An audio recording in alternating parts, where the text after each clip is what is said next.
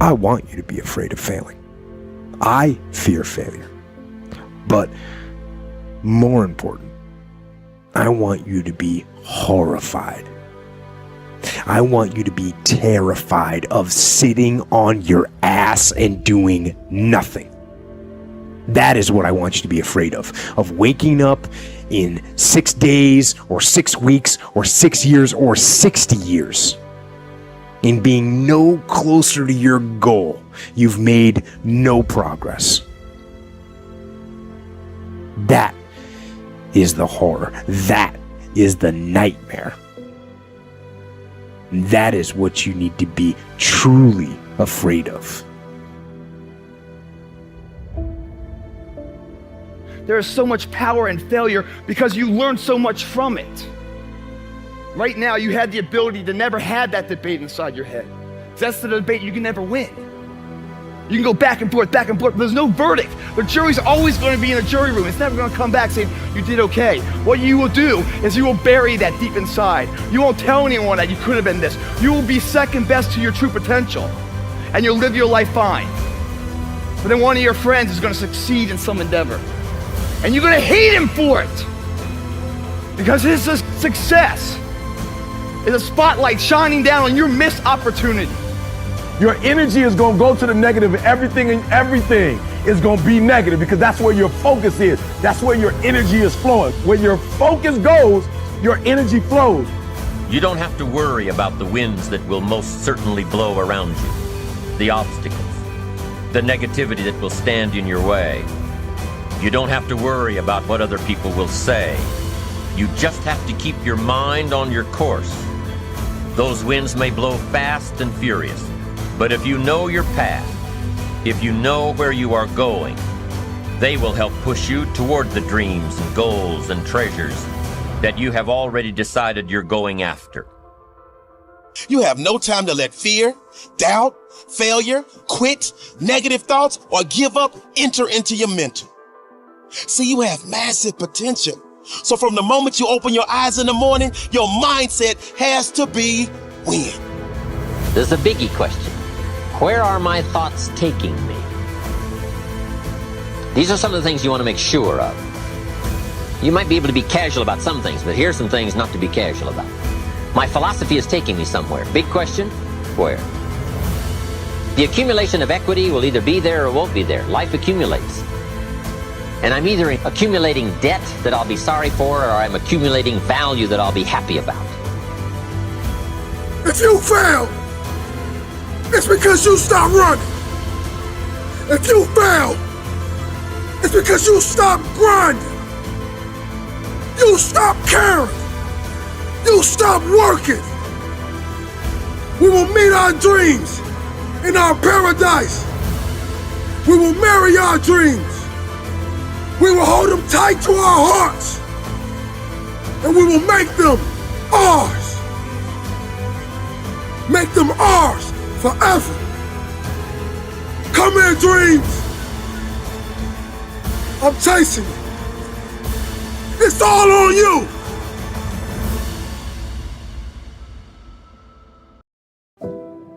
The discipline of handling failure. The importance of knowing that it is coming, that you will go through times of it, and you will have to learn in the midst of it that it is one of God's ways of maturing us to become the women and men He would have us be. The statement I begin with that I resisted years ago and now embrace: it is doubtful God can use anyone greatly until He has hurt him deeply. You fear failure. If there's something you really would have to list on your list of fears, failure would be near the top, if not there, at the top. Tragedy in life, lack of adequacy, unable to succeed, an inability to perform, to accomplish, to reach your goals. Truth be told, this fear sweeps across all who are highly driven. strong-hearted people.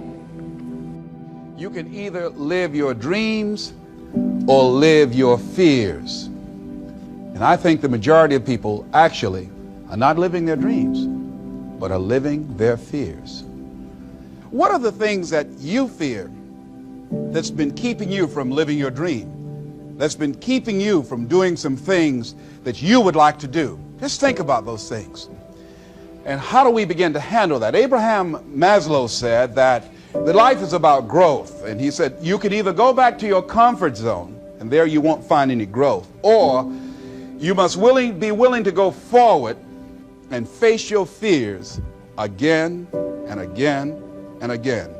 Because you're never going to have a fear-free existence. I mean, some fear is acceptable and legitimate. There are some things that you really should be afraid of. Now, you shouldn't allow it to immobilize you. You acknowledge it, you take it into account, and you carry yourself accordingly. There are times that we should proceed with caution. But it's the difference between being stopped by fear. It's the difference between having a fear and the fear having you. So what do? One, acknowledge it, and knowing that it's okay. Don't condemn yourself for being afraid. It's perfectly fine to have some fears. You acknowledge your fears, you embrace those fears, and then you move on. You act on whatever it is that you fear. Because once you embrace it, see, what you resist will persist. What you resist will persist. So one of the most important things is to begin to embrace your fear. Discipline is like a set of magic keys that unlocks all the doors of wealth, happiness, sophistication, culture, high self-esteem, pride, joy, accomplishment, satisfaction, and success. The first key to discipline is awareness of the need for and the value of discipline, and especially the discipline to make the changes. What will it take? What must I do? And what must I become to get all I want from my life? The second key is the willingness. More than that, the eagerness to maintain your new discipline deliberately, wisely, consistently. And the third key to discipline is the commitment to master the circumstances of your daily life, to see and harness the opportunities to make something of the sun and the rain, the good as well as what comes in the guise of misfortune. Discipline does many things, but most important of all is what it does for you. It makes you feel better about yourself. Even the smallest discipline can have an incredible effect on your attitude. And the good feeling you get, that surging feeling of self-worth that comes from starting a new discipline, is almost as good as the feeling that comes from the accomplishment of the discipline. Second, a new discipline immediately alters your life direction. You don't change destinations immediately. That is yet to come. But you can change direction immediately. And direction is very important. Third, discipline cooperates with nature. Everything strives. It is a common life function. How tall will a tree grow? As tall as it can. Everything strives to become all it can possibly be.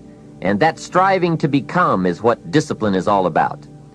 Disciplining ourselves to fulfill our natural potential to become all that we can be. And finally, discipline attracts opportunity. Opportunity is always looking for ambition and skill in action.